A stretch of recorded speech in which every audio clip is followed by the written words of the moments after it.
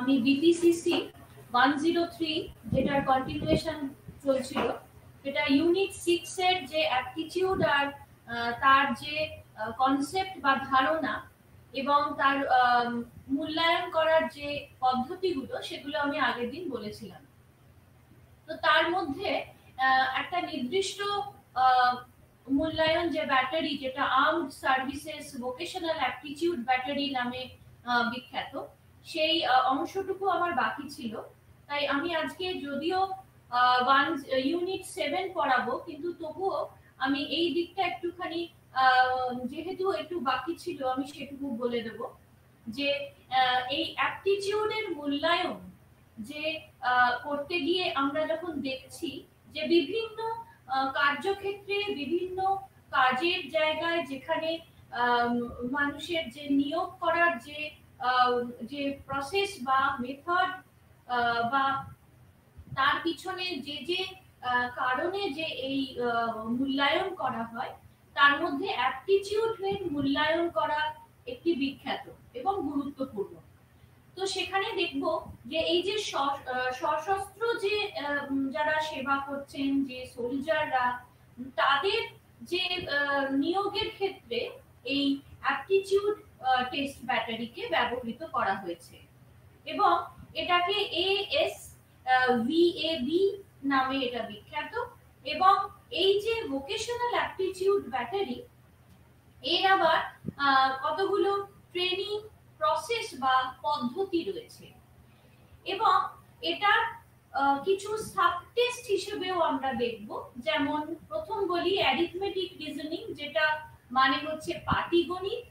পাটিগণিত ব্যবহার করে তার এই যে মূল্যায়ন করা হয়েছে এবং তার যোগ্যতার যে বা ক্ষমতা, সে কতটা পাটিগণিত সম্বন্ধে তার পরিচয় রয়েছে, সেটা এই অ্যাপটিটিউড পরীক্ষার মাধ্যমে জানা যায়। তারপর আসছে যে ম্যাথমেটিক্স নলেজ, অর্থাৎ অঙ্ক করতে গিয়ে সাধারণ যে যোগ বিয়োগ গুণ ভাগ ইত্যাদি যে সমস্ত প্রসেস বা অঙ্ক করার যে সমস্ত নিয়ম কানুন বা নিয়মাবলী, সেগুলো সে কতটা জানে বা সে সম্বন্ধে তিনি কতটা ওয়াকিবহাল। এবং তারপরে বলবো প্যারাগ্রাফ কম্প্রিহেনশন, অর্থাৎ তার যে অনুচ্ছেদ বোঝার ক্ষমতা। যে কোনো অনুচ্ছেদ তাকে দেওয়া হয় এবং সেই অনুচ্ছেদটা পড়ে সেই অনুচ্ছেদ সম্বন্ধে কি বুঝছে সেটা তার কাছ থেকে জানা হয় এবং বোঝা যায় যে সে ওই তার বোঝার ক্ষমতাটা কতটা রয়েছে। এই প্যারাগ্রাফ কম্প্রিহেনশন বা অনুচ্ছেদ বোঝার যে ক্ষমতা, এরপরে রয়েছে যে ওয়ার্ড নলেজ, অর্থাৎ শব্দ জ্ঞান, মানে তার শব্দের প্রতি কিরকম জ্ঞান রয়েছে সেটাও কিন্তু মূল্যায়ন করা হয় এই ধরনের আর্মড ব্যাটারি দিয়ে। আর্মড সার্ভিসেস ভোকেশনাল যে ব্যাটারি ব্যবহার করা হয় এর মাধ্যমে। তারপর এই শব্দ জ্ঞানের পরে আসছে কোডিং স্পিড।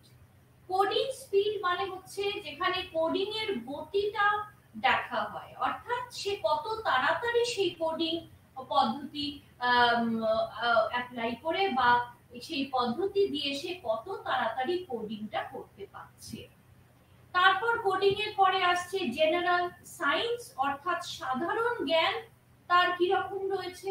সাধারণ অর্থাৎ তার পারিপার্শ্বিক জ্ঞান সম্বন্ধে জানতে গেলে তার কি কি ধরনের জ্ঞানের প্রয়োজন রয়েছে, নেচার সম্বন্ধে ইত্যাদি, সাধারণ জীবনযাপন করতে গেলে যা যা প্রয়োজন হয়, এখানে সেই রকম কিছু প্রশ্নাবলী রয়েছে। তারপর আসছে নিউমারিক্যাল অপারেশন, অর্থাৎ তার সংখ্যাসূচক যে অপারেশন বা সংখ্যাসূচক যে জ্ঞান, সংখ্যার উপরে তার নির্দিষ্ট যে জ্ঞানের সম্ভার, সেইটাকে এখানে জানার জন্য এই ধরনের সাব টেস্ট ব্যবহার করা হয়েছে।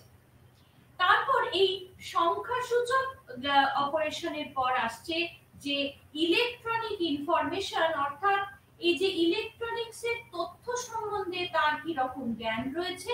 তারপর আসছে মেকানিক্যাল কম্প্রিহেনশন, অর্থাৎ যান্ত্রিক বোধগম্যতা তার মধ্যে কতটা রয়েছে, সেইটা জানতে গেলে কিছু মেকানিক্যাল কাজ তাকে দেওয়া হয় এবং সেইটা নির্দিষ্ট সময়ের মধ্যে তাকে করতে হয়। এবং অবশেষে রয়েছে যে অটো অ্যান্ড শপ ইনফরমেশন, অর্থাৎ অটো এবং দোকান সম্বন্ধে যে তথ্য সেটা তার কতটা সে বোধগম্য রয়েছে সেইটা জানার জন্য। তাহলে এই গেল armed services vocational aptitude battery নির্দিষ্ট কিছু 10টা যে সাব টেস্ট হিসেবে খুবই পরিচিত এবং খুবই ব্যবহার করা হয় সেইটা বলা হলো। এরপর আসছে যে এই যে টেস্ট দেওয়া হয় এটা মোটামুটি এর মডারেট হচ্ছে এর যে ভ্যালিডিটি আর রিলায়েবিলিটি। প্রথম দিনই বলেছি যখন কোনো টেস্ট ব্যাটারি খুব বেশি ব্যবহৃত হচ্ছে তখন বুঝতে হবে তার ভ্যালিডিটি এবং রিলায়েবিলিটি অত্যন্ত বেশি বা একেবারে ভালো বা হাই।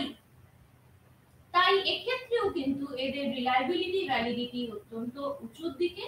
এবং বলা যেতে পারে যে এই টেস্টের নর্মের উপর বেস করে কিন্তু এর স্যাম্পল 12,000 মানুষের উপর নেওয়া হয়েছিল এবং তার বয়স সীমা 16 থেকে 23 বছর পর্যন্ত।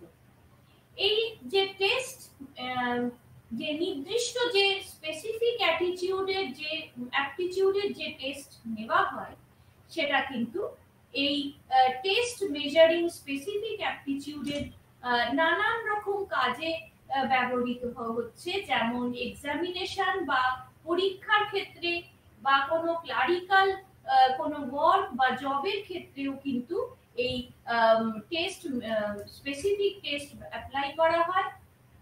তারপর স্টেনকুইস্ট মেকানিক্যাল অ্যাপটিটিউড টেস্ট 1921 সালে প্রথম সেটা তৈরি করা হয়েছিল এবং এটাও কিন্তু কিছু যান্ত্রিক যে ক্ষমতা বা যোগ্যতা তার মধ্যে কতটা রয়েছে সেটা জানার জন্য এই ধরনের টেস্ট ব্যাটারি দেওয়া হয়েছে। এবং পরবর্তীকালে থার্ড স্টোন আবার ক্লারিক্যাল ওয়ার্কের জন্য এর যে পরীক্ষা মোটামুটি 1922 সালে তিনি এই প্রথম এই টেস্টের করেছেন আমাদের কাছে।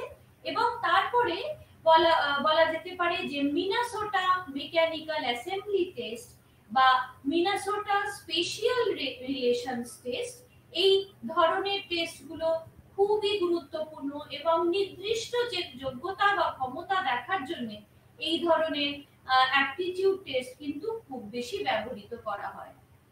এছাড়া আছে যে গ্রাফিক আর্টস টেস্ট বা মিউজিক্যাল অ্যাপটিটিউড টেস্ট, তার সুর তাল লয় বা এই ধরনের কি জ্ঞান রয়েছে সেটা জানবার জন্য এই মিউজিক্যাল অ্যাপটিটিউড টেস্ট নেওয়া হয় ইত্যাদি।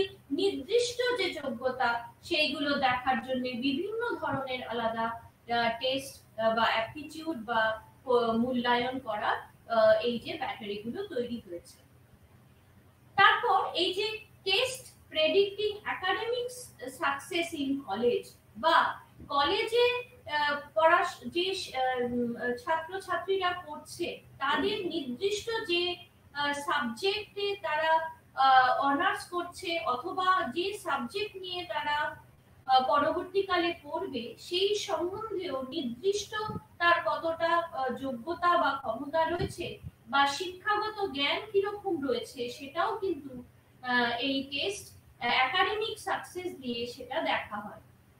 এর আবার কতগুলো নাম খুব গুরুত্বপূর্ণ, যেমন প্রথম বলবো স্যাট বা স্কলাস্টিক অ্যাসেসমেন্ট টেস্ট। এই স্যাট খুব বেশি ব্যবহৃত হয় নানান রকম স্কলাস্টিক অ্যাপটিটিউড টেস্ট, অর্থাৎ স্কলাস্টিক কথাটার অর্থ হচ্ছে শিক্ষাগত যে মূল্যায়ন, সে তার জ্ঞানের সমাহার দেখতে গেলে আমরা এই ধরনের স্কলাস্টিক অ্যাসেসমেন্ট টেস্ট নিয়ে থাকি।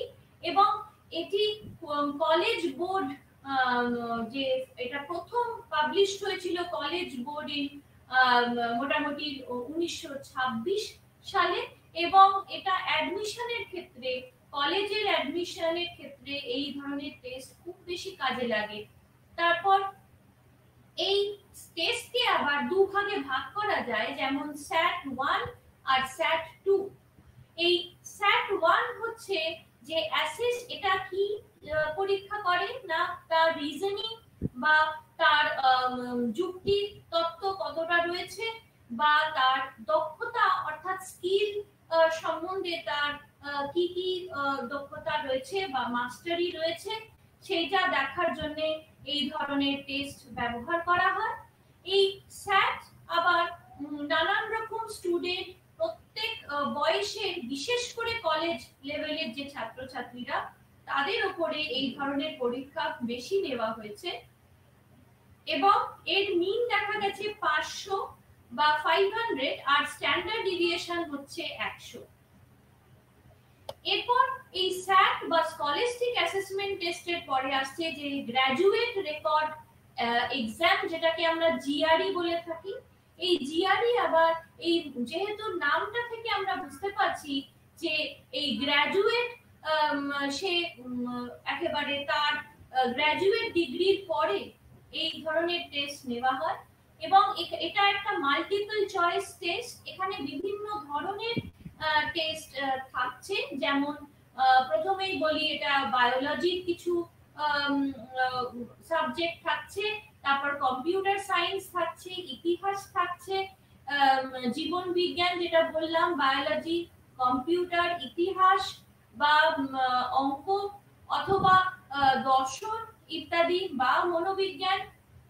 এ ধরনের আলাদা আলাদা সাবজেক্ট এক্সামিনেশনে এই ধরনের পরীক্ষা খুব ব্যবহৃত হয় এবং এটা ভার্বাল অর্থাৎ মৌখিক যে জিআরই হয় সেটাকে বলা হয় জিআরই বি, ক্যাপিটাল বি।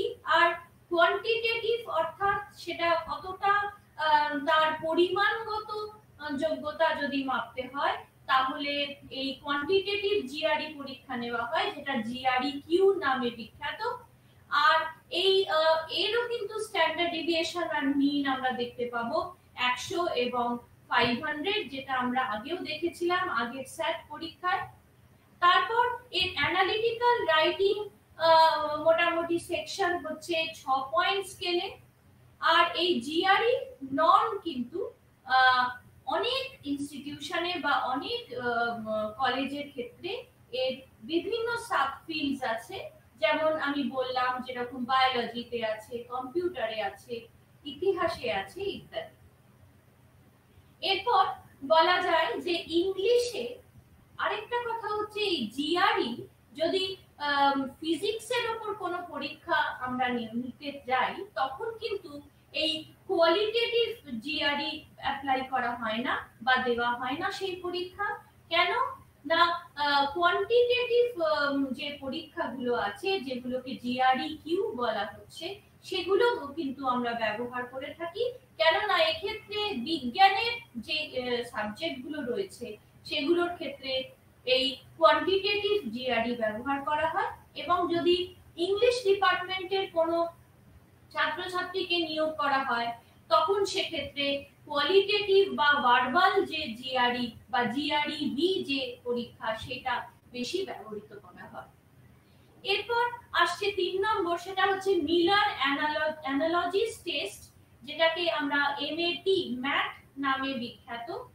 এই ম্যাট পরীক্ষা হচ্ছে প্রথম পাবলিশ হয়েছিল পিয়ারসন অ্যাসেসমেন্ট নামে এবং এটাও কিন্তু ওই সিলেকশনের জন্য খুব বেশি কাজে লাগে এবং অ্যাডমিশনের জন্য গ্র্যাজুয়েট কোর্সের পরে এই ধরনের পরীক্ষা নেওয়া হয়ে থাকে। তারপর এই টেস্টে মোটামুটি 120টা কমপ্লেক্স অ্যানালজি যেটা রয়েছে, সেই কমপ্লেক্স অ্যানালজি থাকছে।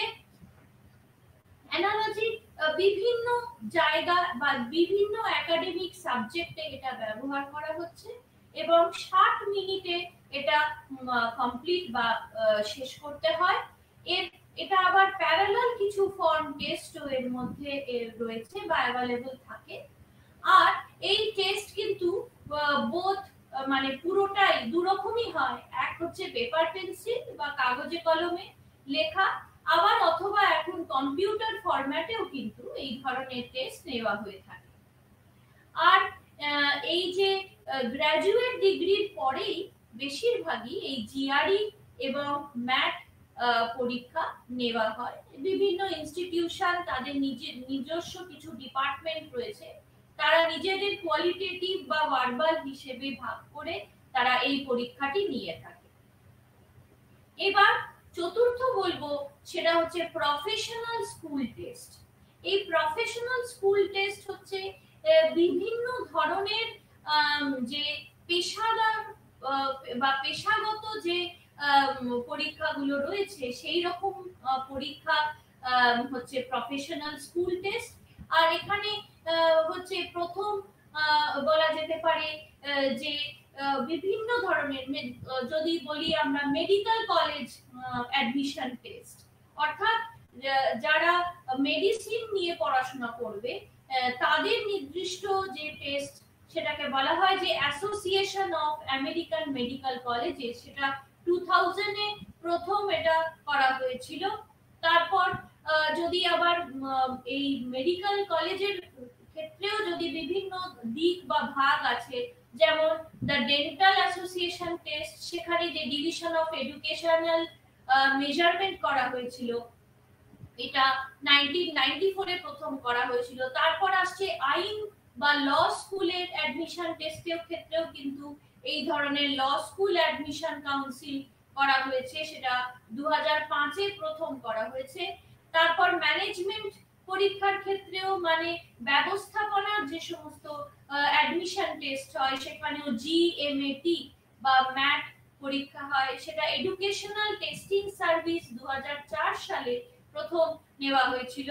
এবং এই ধরনের টেস্ট বা স্কলাস্টিক অ্যাপটিটিউড টেস্ট কিন্তু ভার্বাল বা মৌখিক হতে পারে, বা নিউমেরিক্যাল এবিলিটি দেখার জন্য বা যোগ্যতা, সংখ্যাগত যোগ্যতা দেখার জন্য এই ধরনের পরীক্ষা নেওয়া হয়। এবং তার প্রফেশন বা সে কি ধরনের কাজে পরবর্তীকালে নিযুক্ত হবে সেই অনুসারেও কিন্তু এই পরীক্ষা নেওয়া হয়ে থাকে। তারপর এই যে জিএমইটি আমরা দেখলাম, সেটা কিন্তু এখন খুব বেশি কম্পিউটার ফরম্যাটেই বেশি চলাচলের হচ্ছে, কারণ যেহেতু কম্পিউটার একেবারে ছাত্রছাত্রীর খুব কাছে পৌঁছে দিচ্ছে এই কোয়েশ্চেনিয়ার, সুতরাং তারা সহজেই সেই উত্তরগুলো সঠিকভাবে করতে পারছে এবং মূল্যায়ন করার ক্ষেত্রেও সেটা খুবই ইজি হয়ে যাচ্ছে বা সহজ হয়ে যাচ্ছে। এরপর বলি যে কি অ্যাডভান্টেজ বা লিমিটেশন রয়েছে এই অ্যাপটিটিউড টেস্টে। অ্যাডভান্টেজ বলতে কি সুবিধা রয়েছে বা তার কি অসুবিধা রয়েছে সেগুলো আমরা যদি দেখি, তাহলে প্রথম বলবো যে এই অ্যাপটিটিউড টেস্ট কিন্তু একটা অবজেক্টিভ কম্পারিজনকেই বেশি মূল্য দেয়, অর্থাৎ এটার এক্ষেত্রে এটা একটা স্ট্যান্ডার্ডাইজ টেস্ট হিসেবে খুবই চিহ্নিত। তারপর আসছে যে প্রত্যেক ইন্ডিভিজুয়াল বা যে ব্যক্তির উপর এই ধরনের টেস্ট নেওয়া হচ্ছে তাকে অবজেক্টিভলি সিলেক্ট করে আমরা এই ধরনের টেস্ট নিতে পারি। তাছাড়া এই স্ট্যান্ডার্ডাইজড অ্যাপটিটিউড টেস্ট, যেমন যেটা বললাম স্যাট, এসএটি বা জিআরই, এদের কম্পেয়ার করা হয় কারণ এটা বিভিন্ন ধরনের বা বিভিন্ন সাবজেক্ট হিসেবে এটা তৈরি, এবং এর গ্রেড পয়েন্ট অ্যাভারেজ অর্থাৎ জিপিএ, ক্লাস র্যাঙ্ক করার জন্য খুব বেশি বা কম্পারিজন করার জন্য একের সঙ্গে আরেকের তুলনামূলকভাবে কতটা পরিবর্তন বা পার্থক্য রয়েছে সেটাও কিন্তু দেখার জন্য এই ধরনের অ্যাপটিটিউড টেস্ট খুব বেশি প্রয়োজন। দ্বিতীয় অ্যাডভান্টেজ আমরা দেখি, সেটা হচ্ছে যে এই অ্যাপটিটিউড টেস্ট হচ্ছে একটা এফিশিয়েন্ট টেস্ট, অর্থাৎ খুব যোগ্য পরীক্ষা বা মূল্যায়নের ক্ষেত্রে একেবারে সঠিক কাজে লাগে এই অ্যাপটিটিউড টেস্ট। তাই জন্য এটাকে খুব গুরুত্বপূর্ণ একটা টেস্ট হিসেবে আমরা বলে থাকি, কেননা এর রিলায়েবিলিটি, ভ্যালিডিটি খুব হাই এবং সহজেই ছাত্রছাত্রীরা তাদের এই পারফরমেন্স কম্পিউটারের সাহায্যে অথবা পেপার পেন্সিলের সাহায্যে দিয়ে থাকে, এবং এটা স্কোরিং করতেও খুব বেশি সুবিধে এবং একেবারে অ্যাকিউরেট বা সঠিক এর উত্তর পাওয়া যায় বলে এই ধরনের অ্যাপটিটিউড টেস্টকে খুব ভালো টেস্ট হিসেবে গণ্য করা হয়। 3 নম্বর হচ্ছে এই যে অ্যাপটিটিউড টেস্ট, এটা সাধারণত ট্রেনিং প্রসেসে, অর্থাৎ কোনো রকম যদি কাজের ক্ষেত্রে আমরা যদি কোনো রকম প্রশিক্ষণের ক্ষেত্রে এই ধরনের টেস্ট ব্যবহার করে থাকি, কোনো রকম অর্গানাইজেশনে যদি তাকে কোনো রকম ট্রেনিং বা প্রশিক্ষণ দেওয়া হয়, তখন সেক্ষেত্রে এই অ্যাপটিটিউড টেস্ট খুব বেশি ব্যবহৃত হয়। এরপর আসছে যে অ্যাপটিটিউড টেস্ট নানান রকম যে মানসিক অসুবিধা রয়েছে, যেমন যদি বলি যে অ্যাংজাইটি বা উদ্বেগ, এই ধরনের যদি অসুবিধে আমরা দেখতে চাই, তখন আমরা এই ধরনের টেস্ট ব্যবহার করে থাকি, কারণ এখানে একেবারে সঠিকভাবে বলে দেবে তার কোথায় অ্যাংজাইটি রয়েছে। কারণ ফেস টু ফেস ইন্টারভিউ, অর্থাৎ মুখের সামনে একেবারে সামনাসামনি যেহেতু এই ইন্টারভিউটা হচ্ছে, সুতরাং তার কোন জায়গায় নার্ভাসনেস, কোথায় সে ভয় পাচ্ছে বা অ্যাংজাইটি কোন জায়গায় তৈরি হচ্ছে, এই ধরনের সবকিছু তার পারফরম্যান্সের মাধ্যমে আমরা সহজেই বুঝতে পারি। 5 নম্বর আসছে যে তার টাইমের কথা বলি, অর্থাৎ এই যে লেস টাইম টেকেন আর কস্ট এফেক্টিভ, অর্থাৎ খুব কম সময়ের মধ্যেই আমরা এই অ্যাপটিটিউড টেস্ট নিতে পারি এবং এটা খুব বেশি খরচ সাপেক্ষ নয়, অর্থাৎ খুব কম খরচে কিন্তু আমরা এই ধরনের টেস্ট অনেক লোকের উপরে বা একসাথে বা অনলাইনে এই ধরনের টেস্ট করে থাকি এবং এর স্কোরিং প্রসেসও কিন্তু খুব সহজ। কিন্তু এই অ্যাপটিটিউড টেস্টের এতক্ষণ আমরা কিছু সুবিধাদি দেখলাম, এবারে কিছু লিমিটেশন বা অসুবিধাও দেখি। তার মধ্যে প্রথম বলবো যে অ্যাপটিটিউড টেস্ট কিন্তু হচ্ছে কালচারালি বেসড, অর্থাৎ এটা কিন্তু একেবারে নির্দিষ্ট কিছু যে কালচার বা যে জায়গায় এই টেস্টটা রয়েছে, ঠিক সেই সোশ্যাল বা পারিপার্শ্বিক যে পরিস্থিতির মধ্যে সেটা অনুসারেই কিন্তু এই টেস্টটা তৈরি করা আছে এবং তার শিক্ষাগত জ্ঞান, তার পারিপার্শ্বিক যে প্রয়োজনীয়তা, সবকিছু মাথায় রেখেই, বজায় রেখেই বা ইকোনমিক কন্ডিশন, এই সব কিছুই রেখে কিন্তু এই ধরনের টেস্ট করা হয়েছে। এবং যে মানুষ কোনো পার্টিকুলার যদি ল্যাঙ্গুয়েজ সে যদি না জানে, অর্থাৎ যদি ইংরাজি শব্দ তার না জানা থাকে, তাহলে কিন্তু আলাদাভাবে কিছু বিভিন্ন ল্যাঙ্গুয়েজেও কিন্তু এই ধরনের টেস্ট করা হয়েছে, যাতে প্রত্যেকে বুঝতে পারে। যদিও ইংলিশে বেশি দেখা যাচ্ছে এই টেস্ট, অ্যাপটিটিউড টেস্ট, সেক্ষেত্রে এখন আবার অনেক রকম বিভিন্ন ভাষায় সেগুলো পরিবর্তন করা হচ্ছে। তো এটা কিন্তু কালচারালি বেসড। দ্বিতীয়ত হচ্ছে যে এটা এই যে অ্যাপটিটিউড কিন্তু টেস্ট কিন্তু এর রেজাল্ট কিন্তু সবসময় ভালো বা গুড পারফরমেন্স আসে না, অর্থাৎ এই যে অ্যাপটিটিউড টেস্ট এটা প্রেডিক্ট করতে পারে না সে পরবর্তীকালে সে জীবনে সাকসেস পাবে কি পাবে না, অর্থাৎ সে প্রতিষ্ঠিত হতে পারবে কি পারবে না, সেটা এই অ্যাপটিটিউড টেস্টের দ্বারা খুব আগেই সেটাকে প্রেডিক্ট করা বা আগে থেকে বুঝে নেওয়াটা খুবই অসম্ভব। তৃতীয় হচ্ছে এই যে অ্যাপটিটিউড টেস্ট কিন্তু কনস্ট্যান্ট মডিফিকেশন দরকার, অর্থাৎ এর কিন্তু যুগের সঙ্গে সঙ্গে, সময়ের সঙ্গে সঙ্গে যেরকম মানুষ পরিবর্তনশীল, সেই রকম অনুসারে বা টেকনোলজির অ্যাডভান্সমেন্টের সঙ্গে সঙ্গে এটা কিন্তু রোজ পাল্টানো দরকার। তা নয়তো কিন্তু এটা একেবারে স্টেবল হয়ে যাবে এবং নিড বেসড হবে না, এবং সময়ের সঙ্গে সঙ্গে বা চাহিদার সঙ্গে সঙ্গে এটা তাল মিলিয়ে এই পরীক্ষাটা বা মূল্যায়নটা নেওয়া যাবে না।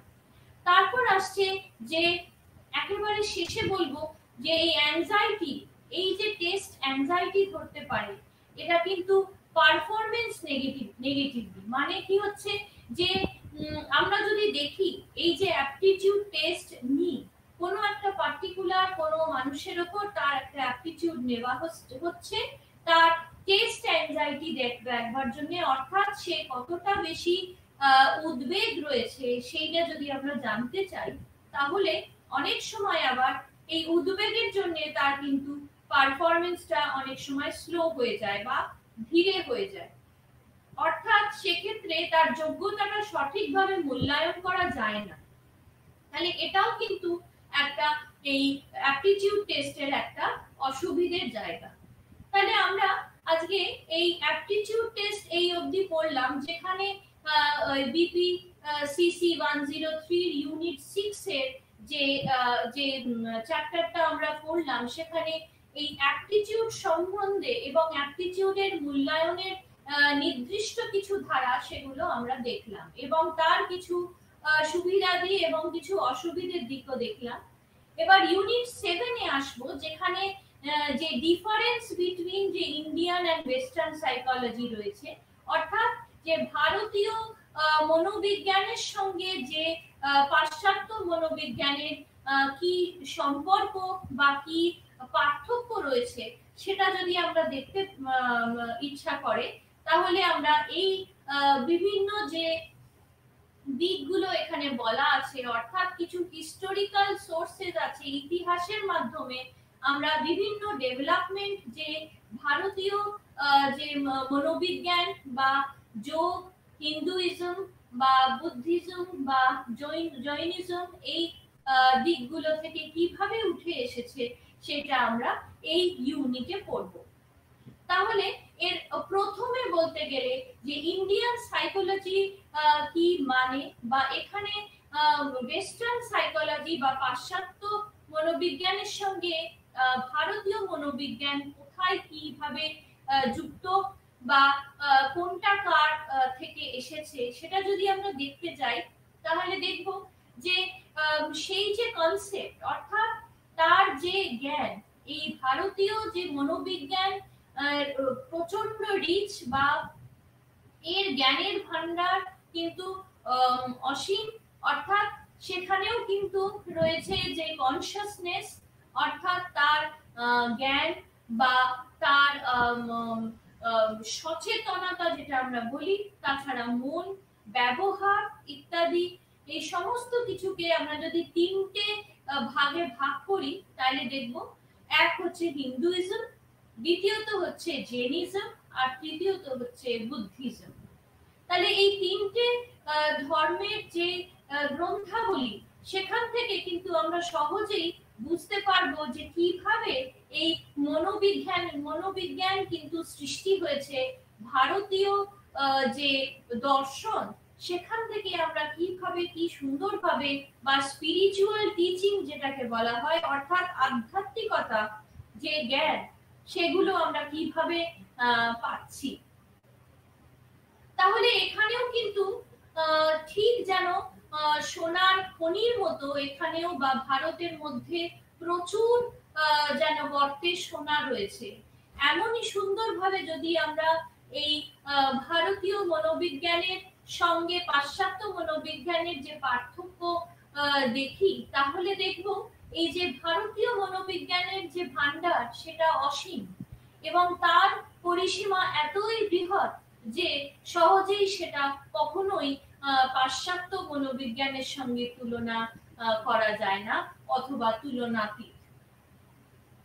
তাহলে এই ভারতীয় মনোবিজ্ঞানের মানে হিসেবে আমরা কি দেখব, যে প্রথম হচ্ছে এটা একটা কন্টেম্পোরারি লিটারেচার হিসেবে ধরা হয়, অর্থাৎ এখানে কিছু জ্ঞানের মাধ্যমে কিছু বই আমাদের এই ধর্মের, এই তিন যে ধর্মের কথা আমি বললাম, সেই বইগুলো থেকে আমরা নানান রকম তথ্য খুঁজে পাই, যেগুলো তখনকার দিনের সামাজিক সাংস্কৃতিক যে দিকগুলো একেবারে সুস্পষ্টভাবে আমাদের কাছে তুলে ধরেছে, এবং সেখানে রয়েছে যে স্পিরিচুয়াল ভিউ, অর্থাৎ আধ্যাত্মিকতার জ্ঞান রয়েছে, তাছাড়া রয়েছে সোশিও কালচারাল ভিউ, অর্থাৎ তার যে সামাজিক বা সাংস্কৃতিক যে দিকটা, সেখানেও খুব সুন্দরভাবে সেটা দেখানো হয়েছে।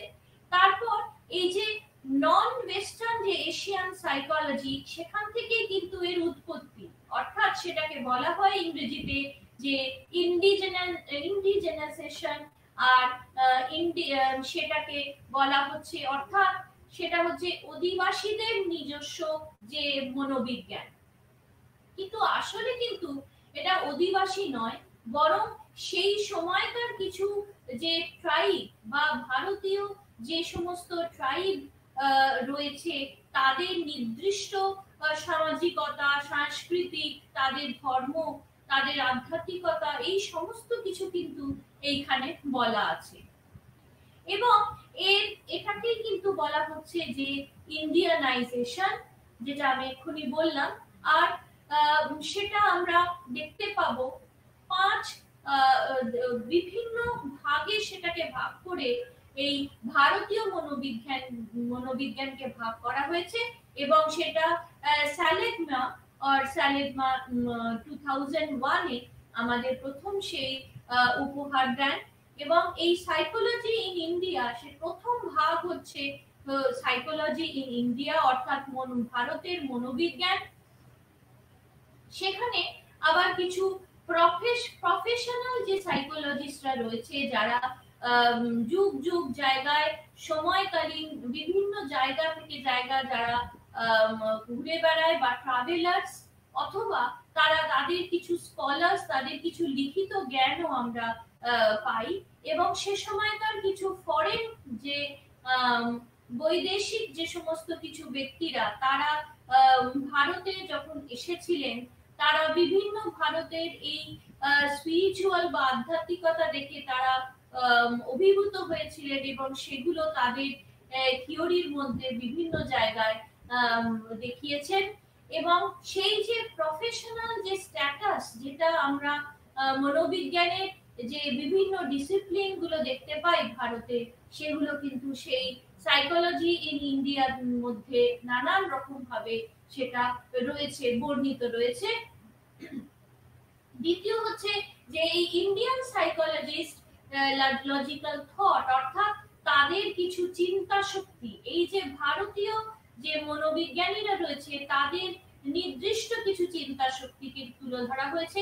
অর্থাৎ সেটা মানে হচ্ছে যে তাদের ইনসাইট, অর্থাৎ তাদের ভিতরের কিছু জায়গা বা তাদের থিঙ্কার্সদের কিছু নির্দিষ্ট মনের কিছু অংশ বা স্কলারলি লিটারেচার যেগুলোকে আমরা বলে থাকি, অর্থাৎ বেদিক, অর্থাৎ বেদ, জৈন, বুদ্ধ ট্র্যাডিশন যেগুলো আমরা দেখে থাকি, সেগুলোই কিন্তু হচ্ছে ইন্ডিজেনাস হচ্ছে আমাদের ভারতে।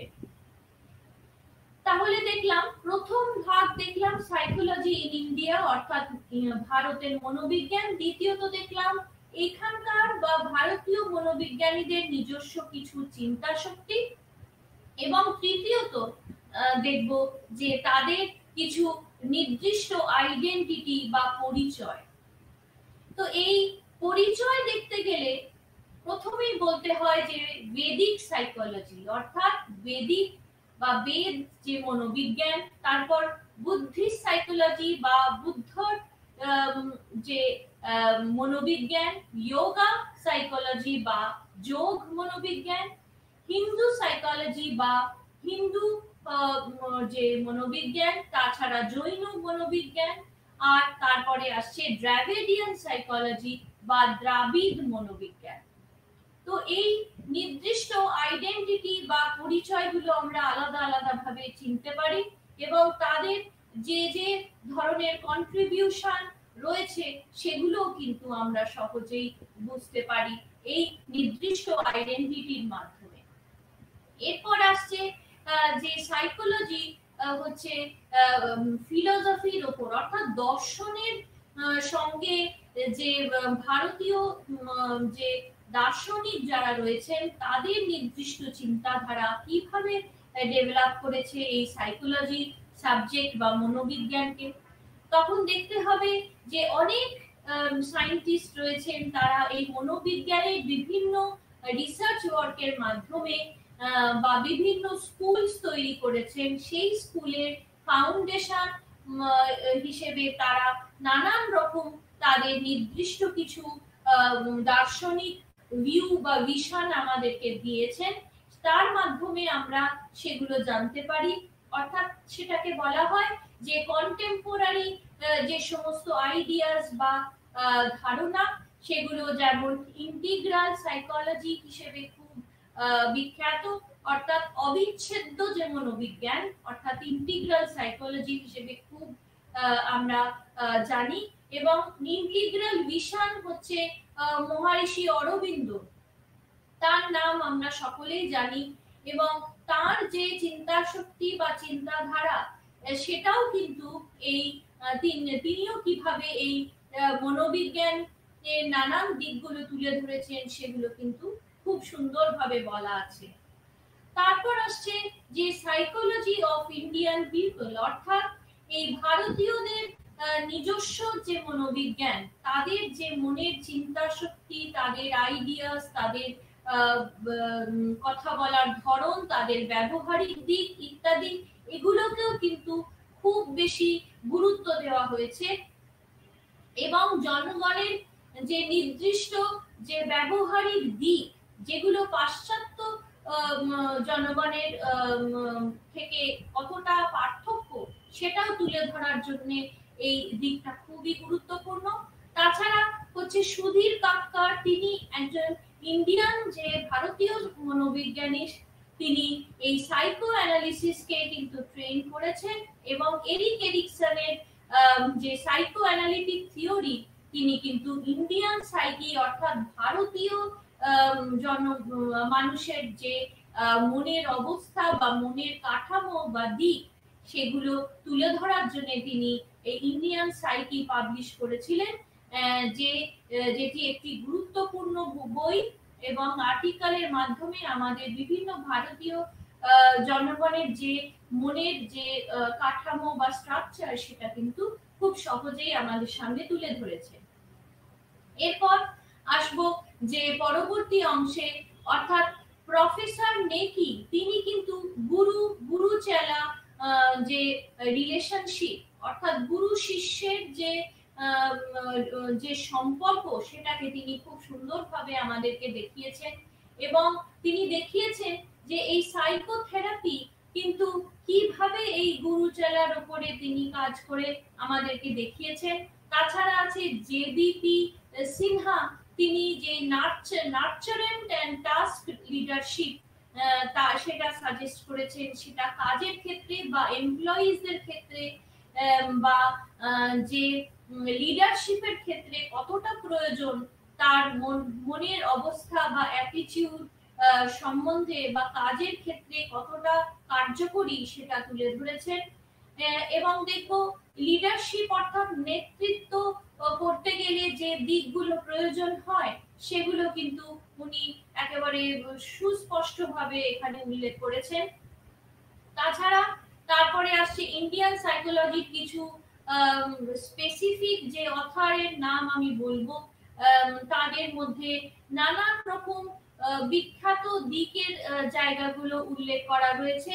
যেমন যে একটা হচ্ছে বলতে গেলে যে ইন্ডিয়ান সাইকোলজি বা ভারতীয় সাইকোলজির যে ভাগগুলো আমরা দেখলাম, যে মনের দিকগুলো এখানে প্রকাশিত হয়েছে বা তুলে ধরা হয়েছে, তার মধ্যে যে নির্দিষ্ট কিছু ভ্যালু বা আইডেন্টিফাই করছে বেদিক বা জৈন বা বুদ্ধিজম, এদের ট্র্যাডিশনে তাদের ভ্যালুস, এগুলোকে তুলে ধরা হয়েছে। বা তাদের বিলিফস, তাদের কি চিন্তা বা মূল্যবোধ, তাদের বিশ্বাস, তাদের রীতি নীতি, এই সমস্ত কিছু উল্লেখ করা হয়েছে। এবং এই যে ট্র্যাডিশনাল যে রিলিজিয়াস যে বইগুলো বা যে এই যে ধর্মের যে বইগুলো আমরা দেখছি, তাদের সিস্টেম বা তাদের সমস্ত কিছু বা সেই সময় মানুষের যে ব্যবহারিক দিকগুলো সম্পূর্ণভাবে স্পষ্টভাবে এখানে উল্লেখ করা আছে। তারপরে এই এটা আরো বেশি দেখতে গেলে বোঝা যাবে যে এই ভারতীয় সাইকোলজির মধ্যে না শব্দটা কিভাবে উল্লেখযোগ্য, অর্থাৎ এই যে Indian psychology is not the indigenous psychology, এইটা যে বলা হয়েছে, অর্থাৎ এটা যে একেবারে যে অধিবাসীদের মনোবিজ্ঞান, এটা কিন্তু নয়। এটা স্পেসিফিক গ্রুপ বা ট্রাইবের উপরে, নির্দিষ্ট ভারতীয়দের উপরেই এটা নেওয়া হয়েছে। তারপর আসছে যে এটা শুধু ইন্ডিজেনিক সাইকোলজি নয়, অর্থাৎ এটা কিন্তু পাশ্চাত্য মনোবিজ্ঞান থেকে অনেক জায়গা, অনেক থিওরি বা অনেক মডেল কিন্তু ইন্ডিয়ান কনটেক্সটে নেওয়া হয়েছে, বা যেটা এখানে ইন্ডিয়ান কনটেক্সটে স্যুট করবে এমন ধরনের কিছু তথ্যকে এখানে ব্যবহার করা হয়েছে। তারপর আসছে যে এটা শুধুমাত্র এমন কোনো জিওগ্রাফিক্যাল বাউন্ডারি নেই, অথবা যার মানে হচ্ছে যে ইন্ডিয়ার বাইরে কোনো ব্যক্তি এর উত্তর বুঝতে পারবে না বা একেবারে মিলবে না ব্যবহারিক দিক, সেটা কিন্তু নয়। আর একদম শেষে বলতে গেলে যে এটা কিন্তু হেল্প করে বা সাহায্য করে মানুষের বা ভারতীয় নির্দিষ্ট ভারতীয় মাস বা ভারতীয় জনগণের যে মনের যে কাঠামো বা দিক, সেগুলো কিন্তু খুব এখানে তুলে ধরা হয়েছে, যেগুলো নির্দিষ্টভাবে ভারতীয়দের দেখা খুবই কাজে লাগে। তারপর বলতে গেলে যে এই যে the term Indian or highlights the unique and distinctive insight, অর্থাৎ যে এই যে কনসাসনেস বা যে সচেতনতা যেটা বললাম, বা মনের যে দিকগুলো যেগুলো সম্পূর্ণভাবে আলাদা করে দেখানো হয়েছে, তারপরে হিউম্যান বিহেভিয়ার অর্থাৎ মানুষের ব্যবহারিক দিক, তারপরে যে তার অ্যাপ্লিকেবল ইউনিভার্সালি অর্থাৎ সেটা কিভাবে এককভাবে আমরা সেটা ব্যবহার করতে পারি, তাছাড়া এই যে ইন্ডিজেনাস সাইকোলজি রয়েছে সেটাই বা কিভাবে কাজে লাগছে, অর্থাৎ এক্ষেত্রে বলতে গেলে বলতে হয় যে তার নির্দিষ্ট বেসিক কনসেপ্ট রয়েছে, অর্থাৎ সেই সম্বন্ধে নির্দিষ্ট জ্ঞান। তারপর আসছে থিওরি এবং মডেল, থিওরি মডেলের পরে আসছে সেটা কিভাবে মূল্যায়ন করা যায়, এবং মডার্ন বা এই যে বর্তমান যে মনোবিজ্ঞান হিসেবে যে সোশিও কালচারাল যে কনটেক্সটে কিভাবে সেটা কাজে লাগানো হয়। তাছাড়া যে স্পিরিট অফ ডেভেলপমেন্ট হিসেবে ইউনিভার্সালি কিভাবে তার প্রিন্সিপাল গুলো অ্যাকসেপ্ট করা হচ্ছে, এবং এটা কিন্তু কালচার ইজ দ্য সোর্স, মানে এই ইন্ডিজিনাস সাইকোলজি যেটা বলা হচ্ছে, অর্থাৎ যে অধিবাসী যে মনোবিজ্ঞান, সেখানে কালচারের কিন্তু খুব বড় জায়গা রয়েছে, অর্থাৎ সেক্ষেত্রে কালচার বলতে তার যে সে জায়গায় সে অবস্থিত, সেই পার্টিকুলার জায়গা অনুযায়ী তার নির্দিষ্ট সোর্স বা অর্থাৎ সেই নির্দিষ্ট জায়গা অনুযায়ী তার যে আইডিয়া বা তার যে মনের কাঠামো, সেটাকে তুলে ধরা হয়েছে।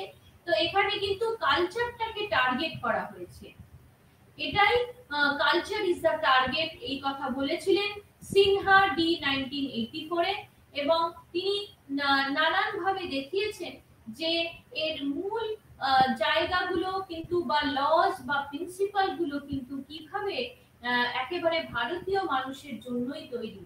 তাছাড়া কিছু উদাহরণস্বরূপ আমরা বলতে পারি, যেমন কমলা চৌধুরী, তিনি অ্যাডাপ্ট করেছিলেন এই যে থিয়ামেটিক পারসেপশন টেস্ট, অর্থাৎ টিএটি নামে যেটা বিখ্যাত, তিনি ইন্ডিয়ান কনটেক্সটে সেটা কিভাবে কাজে লাগানো যায়, এই যে পিকচার দেখিয়ে কিভাবে ইন্ডিয়ান মানুষের উপর বা ভারতীয়দের উপর কিভাবে সেটা অ্যাপ্লাই করা হয়, সেটা তিনি দেখিয়েছেন।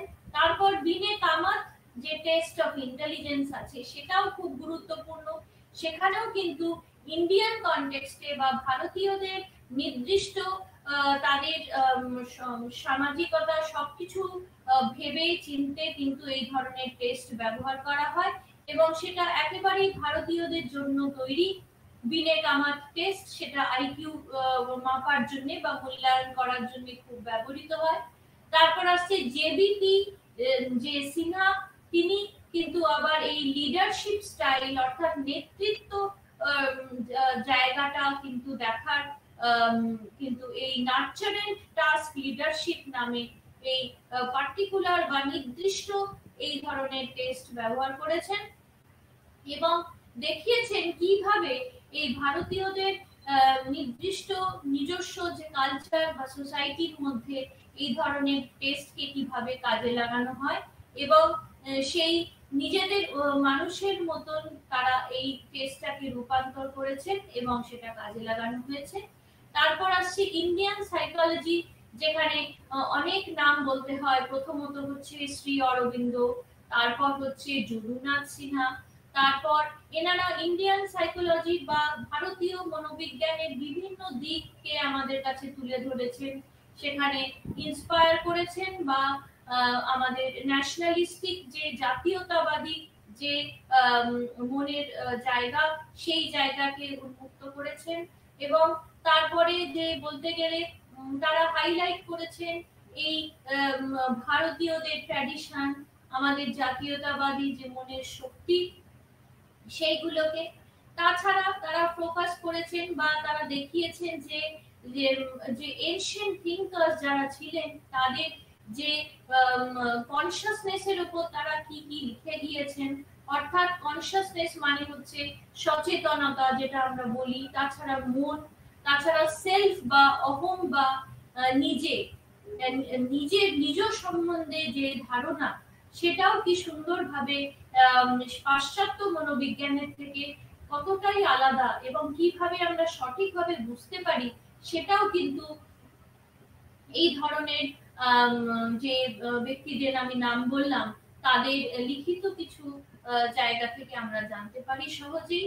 তাছাড়া এই যে ভারতীয় যে মনোবিজ্ঞানের যে স্পিরিচুয়াল দিক, অর্থাৎ আধ্যাত্মিক যে ধ্যান ধারণা বা তার থেকেও আমরা ইন্সপায়ার হচ্ছি, অথবা তার থেকেও আমরা নানান রকম জিনিস শিখতে পাচ্ছি। যেখানে কিছু স্ক্রিপচার্স রেখে গেছেন, সেগুলো বিভিন্ন সেই সময়কার মানুষের যে মনের অবস্থা বা আধ্যাত্মিকতা আমাদেরকে তুলে ধরেছেন।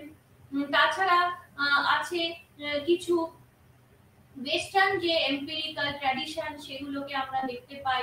যেমন সিনহা দি 1984 এ এবং দালাল 2002 তে তারা এই ধরনের এই নির্দিষ্ট কিছু এম্পিরিক্যাল ট্র্যাডিশন দেখিয়েছেন আমাদের, এবং তাদের এফর্ট কিন্তু খুব কাজে লাগে, যেখানে কিছু রিগ্রেসিভ মুভ রয়েছে টুয়ার্ডস সুপারস্টিশন, এই ধরনের কুসংস্কার সম্বন্ধে যে যে জায়গাগুলো, সেগুলোও তিনি তুলে ধরেছেন। তাছাড়া এই যে কনসিয়াসনেস বা এই যে সচেতনতা সম্বন্ধে যে শিক্ষা বা জ্ঞান, সেটাও খুব সুন্দরভাবে আমাদেরকে বুঝিয়েছেন, যেখানে এই ট্রান্সপার্সোনাল সাইকোলজি নামে এটা খুবই পরিচিত। অর্থাৎ ট্রান্সপার্সোনাল দিকটা হচ্ছে নির্দিষ্ট স্বতন্ত্র একটা আলাদা জায়গা, যেখানে মনোবিজ্ঞানের স্বতান্ত্রিক যে জায়গাগুলো, মানুষের ব্যবহারিক দিকগুলো এখানে খুব সুস্পষ্ট। তাছাড়া রয়েছে যে অনেক ইনফরমেশন বা ডেভেলপমেন্ট এরিয়াজ আমরা দেখতে পাই, যেখানে সহদশা বা সংস্কারা বা সংস্কারা মানে সুপারস্টিশন হিসেবে আমরা বলে থাকি, যেটাকে সংস্কারগত দিক বা অ্যাবনর্মাল সাইকোলজি, যেটা কিন্তু আয়ুর্বেদায় খুব বেশি আমরা দেখতে পাই বা পড়তে পারি। তাছাড়া সেক্সুয়ালিটি বা যৌন দিকগুলো বা যৌনতা যে জায়গাগুলো, সেগুলো আমরা কামাসূত্রা থেকে অনেকটাই আমরা জানতে পারি। তাছাড়া আছে ইকোনমিক, অর্থাৎ তার অর্থনৈতিক এবং পলিটিক্যাল, অর্থাৎ রাজনৈতিক যে অ্যাকশন গুলো রয়েছে, সেগুলো আমরা অর্থশাস্ত্র থেকে জানতে পারি। তাছাড়া চাণক্যর কিছু নীতি রয়েছে, সেগুলো থেকেও খুব সুন্দরভাবে সেটা জানা যায়। তাছাড়া সোশ্যাল সাইকোলজি, অর্থাৎ সামাজিক জায়গাগুলো কিন্তু সহজেই উন্মুক্ত হয় এই মোটামুটি ধর্মশাস্ত্র বা নীতিশাস্ত্র থেকেও কিন্তু এগুলো জানা যাচ্ছে। তাছাড়া নানান রকম কগনিটিভ সাইকোলজি বা জ্ঞানের জায়গাগুলো যদি আমরা দেখতে চাই, তাহলে 7 দর্শনাস হিসেবে যে জায়গাটা বা যে নামটা খুবই পরিচিত, সেখানে 6 বা 6 সিস্টেমস অফ ইন্ডিয়ান ফিলোসফি রয়েছে বা 6টা দিক, সেখানে জৈন এবং বুদ্ধ দর্শনগুলো খুবই উপকার এই জায়গাগুলো জানার জন্য। তাছাড়া যে ইন্ডিয়ান যে থিঙ্কার্স রয়েছে, ভারতীয় থিঙ্কার্সদের মধ্যে এই যে বায়ো সাইকো সোশ্যাল যে অ্যাসপেক্ট অফ বিহেভিয়ার, অর্থাৎ যে জৈব মনোবিজ্ঞান এবং সামাজিক মনোবিজ্ঞান যে একইভাবে কিভাবে একের সঙ্গে আরেকের যে রিলেশন রয়েছে সেগুলো আমরা সহজে এখানে জানতে পারি। তাছাড়া এটা কিভাবে মডার্ন বা বর্তমান মনোবিজ্ঞানে কিভাবে কাজে লাগানো যায়, অথবা যা আধ্যাত্মিক জায়গায় বা স্পিরিচুয়াল ডাইমেনশনে কিভাবে সেগুলোকে কাজে লাগানো হয়, সেটাও কিন্তু খুব গুরুত্বপূর্ণ। তাহলে এইগুলো সমস্ত আমরা স্কোপ বা সুযোগের মধ্যে করছি। এবং এই যে স্কোপ অফ ইন্ডিয়ান সাইকোলজি যেটা আমরা বলছি, এই যে সুযোগ যে ইন্ডিয়ান বা ভারতীয় মনোবিজ্ঞানের, সেখানে এই নানান রকম কিভাবে আবার যে নামগুলো আমি বললাম, যেমন পলিটিক্যাল, যেমন ইকোনমিক, যেমন যৌনতা বা অ্যাবনর্মাল বিহেভিয়ার ইত্যাদি, এই সমস্ত কিছু কিন্তু আমরা আয়ুর্বেদা, অর্থশাস্ত্র বা কামসূত্রা বা ধর্মশাস্ত্র বা নীতিশাস্ত্র বা চাণক্য নীতি, এই সব এইগুলোতে আমরা দেখতে পাচ্ছি। এই সমস্ত জায়গায় কিন্তু সম্পূর্ণভাবে আলাদা আলাদা করে এই সাইকোলজি গুলো, বিভিন্ন সাইকোলজির ব্রাঞ্চ গুলো আলাদা আলাদা করে উল্লেখ করা আছে। এরপর বলতে গেলে বলতে হয় যে হিস্টোরিক্যাল সোর্সেস গুলো কি কি, অর্থাৎ যে ইতিহাসের দিক থেকে আমরা কিভাবে দেখি যে কিভাবে এই ভারতীয় মনোবিজ্ঞান কিভাবে প্রতিষ্ঠিত হয়েছে। তাহলে প্রথমেই বলবো যে ইন্ডিয়ান সাইকোলজি বা ভারতের যে মনোবিজ্ঞান, সেটা মোটামুটি এই শতাব্দী থেকেই আমরা 100 বছর আগে থেকেই এর রূপ তৈরি হয়ে গেছে। অর্থাৎ বিভিন্ন জায়গায় অনেক কিছু গ্রন্থ, বেদ, উপনিষদ থেকে আমরা এই সম্বন্ধে জানতে পারি বা অভিহিত রয়েছে সেখানে। এবং এই যে মনোবিজ্ঞানের নির্দিষ্ট কিছু ব্রাঞ্চ বা আলাদা আলাদা দিক রয়েছে, সেগুলো কিন্তু আমাদের এই ইন্ডিয়ান সাইকোলজিতে বা ভারতীয় মনোবিজ্ঞানের মধ্যে উল্লেখ করা আছে। যদিও কিন্তু এই যে শাস্ত্র যেটা পড়ানো হতো গুরুকুলে, যে ইউনিভার্সিটি, যেমন তখনকার দিনে যে ইউনিভার্সিটি ছিল, বিখ্যাত ইউনিভার্সিটি বা বিশ্ববিদ্যালয় নালন্দা এবং তক্ষশিলা, হ্যাঁ, সেখানে যে ধরনের পড়ানো হতো বা যে ধরনের জ্ঞান শিক্ষার মাধ্যমে দেওয়া হতো ছাত্রছাত্রীদের, তাদের কি কি ধরনের পড়ানো হতো এবং তার মাধ্যমে সে কতটা এই কন্টেম্পোরারি সাইকোলজির সাবজেক্টের মধ্যে ছিল, সেটাও কিন্তু আমরা এই ইতিহাসের মাধ্যমে জানতে পারি। সেক্ষেত্রে আমরা প্রথম সোর্স অফ ইন্ডিয়ান সাইকোলজি যদি বলি, অর্থাৎ ভারতের মনোবিজ্ঞানের প্রথম উৎস হিসেবে আমরা দেখতে পারি এস.কে. রামচন্দ্র রাও। তিনি লিখেছেন তার বিখ্যাত বই development of psychological thought in India, এবং 1962 তে তিনি এই প্রথম এই স্টাডি বা এই যে বই তিনি লিখেছেন মনের ওপরে, এবং কিভাবে বিভিন্ন স্বতন্ত্র ব্রাঞ্চে এই জ্ঞানকে ভাগ করা হয়েছে, এবং একে এই ভারতে তাকে কি কি নামে বিখ্যাত নামে সেটাকে বলা হয়, যে সাইকোলজাইজিং যেটাকে বলা হচ্ছে, সেই দিকটাকে তুলে ধরা হয়েছে। এবং তাছাড়া এই মনোবিজ্ঞানী তাদের বিভিন্ন ধারণা বা তাদের সেই সময়কার মানুষের ব্যবহারিক যে দিকগুলো সুস্পষ্টভাবে এই যে আমাদের বেদ, আমাদের উপনিষদ, আমাদের রামায়ণ, মহাভারত, যোগসূত্র, ধর্মশাস্ত্র, নাট্যশাস্ত্র বা জৈন যে সমস্ত রিলিজিয়ান বই রয়েছে, তাছাড়া বুদ্ধিস্ট যে টেক্সট রয়েছে, এই সবের মধ্যে কিন্তু এগুলো প্রকাশ করা হয়েছে বা এগুলো সুস্পষ্টভাবে আমরা দেখতে পাই। তারপর এই যে আদার বা কিছু অন্য ধরনের স্পেসিফিক সাবজেক্ট রয়েছে, সেখান থেকেও কিন্তু আমরা এই ধরনের কিছু জ্ঞান সহজে আহরণ করতে পারি।